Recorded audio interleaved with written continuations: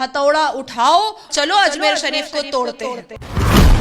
जिहाद पे खून खराबा, मस्जिद के नाम पे खून खराबा, कहने को शांतिपूर्ण समुदाय, जन्म लेते हैं तो खतना के नाम पे खून खराबा, गली कूचे में मजार, लेटरिन बाथरूम के बगल में मजार, पेड़ के नीचे मजार, आप देखिए रेलवे स्टेशन में मजार। तो इस्लाम में तो हिंदुओं को भी काटने का जिक्र है, अल कुरान में काफिरों को काटने का जिक्र है। कुरान तो ये भी कह रहा है कि जमीन के जर्रे जर्रे को इस्लामिक बना दो, जिहाद में काटो पीटो छीलो, और जब उससे भी उसका परिवार फिर कन्वर्ट ना हो जाए इस्लाम में तो फिर औरंगजेब और बाबर और अकबर की तरह जजिया लगा दो। कब अल कुरान में ये लिखा गया कि बकरे की कुर्बानी होनी है? दिखाए मुझे, वो आयत दिखाया जाए। बकरे का ईद है, और अगर बकरे का ईद है तो उसको अच्छे कपड़े पहनाओ, उसको नहलाओ धुलाओ, उसको जलेबी खिला करके तुम उसका कबाब काहे बनाते हो काट करके? जब बकरे की ईद है तो बकरे के लिए शॉपिंग करो, जैसे ईद उल फित्र में तुम अपने लिए शॉपिंग करते हो। ये है ईद उल अदा। भारत के मुसलमान कब इस्लाम मानते हैं? कभी नहीं मानते। जितने टेररिज्म ऑर्गेनाइजेशन इस पूरी दुनिया में चल रहे हैं, मुसलमान ही क्यों चला रहा है? कन्हैया का गला रेतने वाला मुसलमान ही क्यों था? नाजिया की मॉब लिंचिंग करने वाला मुसलमान ही क्यों था? नुपुर को अभद्र गालियों से परोस करके एक भारत की बेटी को घरबंदी करवाने वाला कौन था? मुसलमान ही था। आप ये देखिए जुबैर क्लिप कटुआ को, जब भी मैं कुछ पोस्ट करूंगी संविधान के पक्ष में, वो लेके उड़ जाता है। एक तो उसका शरीर नीचे से कटा हुआ है और दिमाग ऊपर से कटा हुआ है जुबैर का। ये जब तक असदुद्दीन अवैसी की शेरवानी में रह रहा है तब तक बचा हुआ है। जिस दिन असदुद्दीन अवैसी के शलवार से बाहर आएगा उस दिन सबसे पहले उसका लुंगी खोल के मैं मारूंगी जुबैर का। देखिए, मेरे लिए बहुत दुर्भाग्य की बात है कि इस देश में रहने वाले, भारत देश में रहने वाले मुसलमान संविधान को साइड रख करके, संविधान को ताक पर बैठा करके वो जिन्ना के शरिया को मानने, मनवाने और समझाने की कोशिश में क्यों लगे हुए हैं। सबसे पहले अगर इस्लाम पर ही चले आते हैं, इन्हीं को खुश कर देते हैं। इस्लाम में और अल कुरान के हिसाब से कुर्बानी जो है वो फ़र्ज नहीं है और ना ही सुन्नत रसूल के फहरिस्त में, लिस्ट में आता है। बहुत सारे लाखों करोड़ों ऐसे मुसलमान हैं जिनके पास पैसा नहीं है, वो कुर्बानी नहीं करते, तो क्या वो मुसलमान नहीं रह गए? वो भी तो मुसलमान रह गए। अब आती है बात कि हमारे देश का कानून prevention of animal cruelty act आपको ये बताता है कि आप किसी भी जीव पर या किसी भी जानवर पर आप क्रूरल्टी नहीं दिखा सकते हैं, आप उसकी हत्या नहीं कर सकते हैं। उसी prevention of animal cruelty act के रूल्स में अगर आप जाते हैं तो वो रूल आपको सेक्शन 3 बताता है, रूल 17 बताता है कि आप किसी भी हाल में अपने घर को स्लॉटर हाउस नहीं बना सकते हैं या अपने धार्मिक या अपनी मजहबी चीज के लिए जानवर का खरीद फरोख्त नहीं कर सकते हैं। स्लॉटर हाउस सरकार की तरफ से जगह दी जाती है, बनाया जाता है, उसका एक ट्रेड लाइसेंस होता है, उसमें आप स्लॉटर करें, वी डोंट माइंड। उसको जब हमें बंद करवाना होगा तो हम कानूनी प्रक्रिया जो है देश के सर्वोच्च न्यायपालिका से लेंगे, लेकिन अब तक आपको इस बात की अनुमति है कि आप स्लॉटर हाउस में ये सब कर सकते हैं। The fourth thing is very important thing कि आप त्यौहार पे खून खराबा, जिहाद पे खून खराबा, मस्जिद के नाम पे खून खराबा, अब अपनी माइनॉरिटी का दबंगई दिखाने के लिए खून खराबा, कहने को शांतिपूर्ण समुदाय पर पूरी दुनिया में अशांतिपूर्ण समुदाय बन करके बैठे हुए हैं। जन्म लेते हैं तो खतना के नाम पे खून खराबा, बड़े होते हैं तो त्यौहार के नाम पर खून खराबा, थोड़े और बड़े होते हैं तो जिहाद के नाम पर बम लगा करके फटने फुटने को खून खराबा कर लेते हैं। तो आखिर भारत देश में रहने वाला संवैधानिक मुसलमान कब संविधान को मानेगा? कब संविधान का पालन करेगा? कब संविधान को सर्वोप्रिय रख करके, सर्वप्रथम रख करके संवैधानिक तरीके से चलेगा?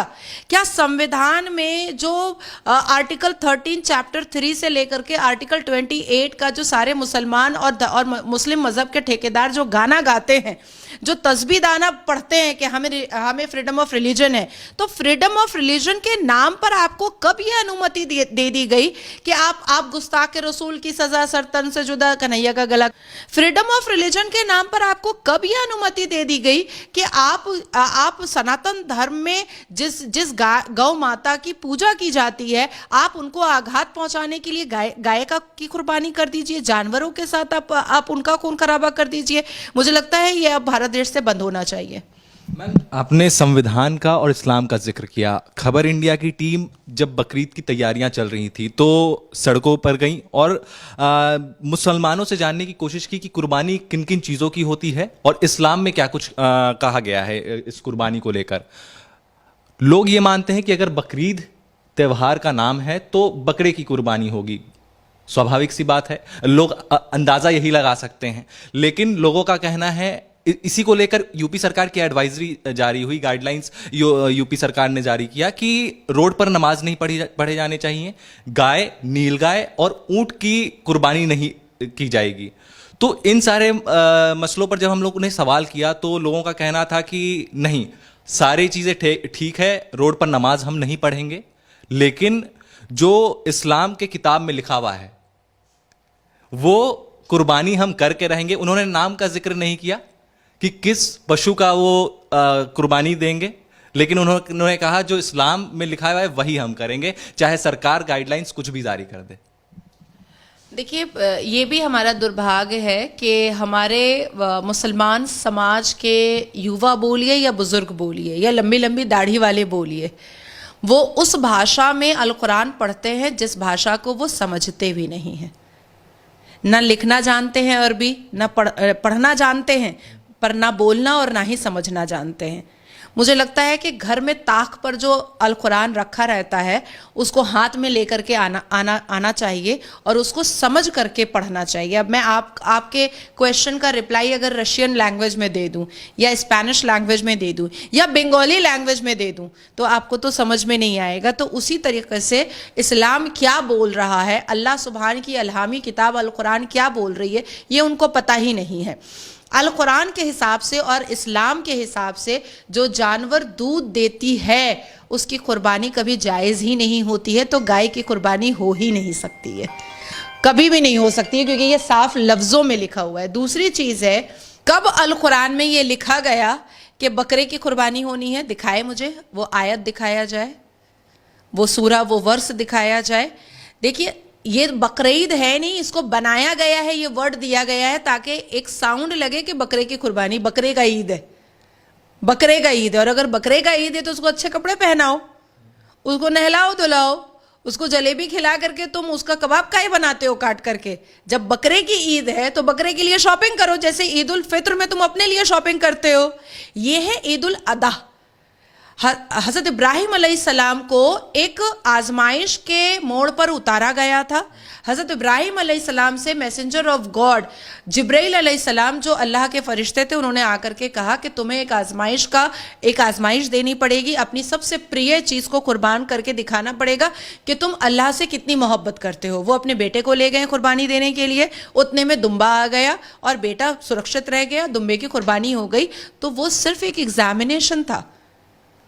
तो ऐसे तो प्यारी चीज मैम, बकरे को ये कितना प्यार करते हैं या फिर क्या अटैचमेंट है उनसे? अटैचमेंट नहीं, पैसा लेकर के पॉकेट में जाते हैं, लुंगी में खूट करके लेके जाते हैं, उटंगे पैजामे में खूट के लेकर के जाते हैं, पैसा देते हैं, बकरा खरीद करके लाते हैं और उसको काट करके उसका मटन कबाब खा लेते हैं। तो इस्लाम में तो ये मानना है ना मैम कि जो दिल के काफी करीब चीज है उसकी कुर्बानी होनी चाहिए, जिस चीज का आप जिक्र कर रही हैं।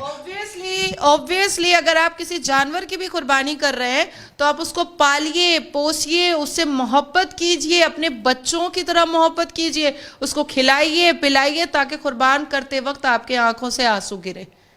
तो ये फ्लेक्सिबल हो गए ना कि हम घर में जानवर नहीं, हम इतने आलीशान घर में रहते हैं, इंटीरियर किए हुए घर में रहते हैं, इतनी महंगी महंगी शो पीसेस हैं हमारे घर पे, हम बकरा ले आएंगे, वो हगेगा मूतेगा, हम उसको पत्ता खिलाएंगे, पूरा घर गंदा हो जाएगा। तो आपने इस्लाम को साइड में किया ना, आप फ्लेक्सिबल हुए ना। तो जब आप इतना फ्लेक्सिबल हो सकते हैं तो ये खून खराबा भी फ्लेक्सिबल होकर के बंद कर दीजिए। लेकिन क्योंकि इनको हिंदुओं को आघात पहुंचाना होता है, क्योंकि इनको भारत में 120 करोड़ के हिंदुओं की आबादी को अपने 22 करोड़ की दबंगई दिखानी होती है, क्योंकि इनके नेचर और चरित्र में हाथ में खून रंगना इनका यही नेचर और चरित्र है, इसलिए ये करते हैं। और भारत के मुसलमान कब इस्लाम मानते हैं? कभी नहीं मानते। हमारा अल कुरान साफ लफ्ज़ों में कहता है कि, और प्रॉफिट मोहम्मद सल्लल्लाहु अलैहि वसल्लम ने पूरी एक आयत नाजिल कर दी कि जो कोई भी मज़ार जाएगा और मज़ार परस्ती करेगा वो उसको जन्नत में जगह नहीं मिलेगी और उसको इस्लामिक नहीं माना जाएगा, ना ही उम्मत रसूल माना जाएगा। अब आप देखिए अजमेर में मज़ार, आप देखिए गली कूचे में मज़ार, आप देखिए लेटरिन बाथरूम के बगल में मज़ार, आप देखिए पेड़ के नीचे मज़ार, आप देखिए रेलवे स्टेशन में मज़ार। तो कुरान मानने वाले मुसलमान मज़ार पे कैसे जा सकते हैं? सुन्नते रसूल पर चलने वाले मुसलमान मज़ार परस्ती कैसे कर सकते हैं? खुद प्रॉफिट मोहम्मद कह रहे हैं कि पक्के कब्रिस्तान और पक्के मज़ार जो भी जाएगा वो उम्मत रसूल में नहीं होगा। तो देखिए, बेसिकली ये जितने भी मुसलमान हैं, ये मुसलमान जो कोई भी जो शरिया का गाना गा रहा है वो अल्लाह का फॉलोअर नहीं है, वो प्रॉफिट मोहम्मद की उम्मत नहीं है, ये जिन्ना के ये सब औरंगी कुरूड़ है, इसके अलावा कुछ भी नहीं है। आप महमूद मदनी, मैं नाम लेकर बोल रही हूं, आप महमूद मदनी और अरशद मदनी से पूछिए कि क्या आपके अल कुरान में मज़ार परस्ती सवाब है या गुनाह है? प्रॉफिट मोहम्मद ने कौन सी आयत नाजिल की जिसमें यह साफ लिखा हुआ है कि मज़ार परस्ती करने वाला मुसलमान, अहले सुन्नत, मोमिन और मोमिनात, अशरफुल मखलूकात, क्या वो जन्नत जाएगा? क्या उसकी बख्शाइश है? क्या वो बख्शा जाएगा? क्या वो अल्लाह की नज़र में गुनाहगार है या अच्छा है? तो उनको बाध हो करके, मजबूर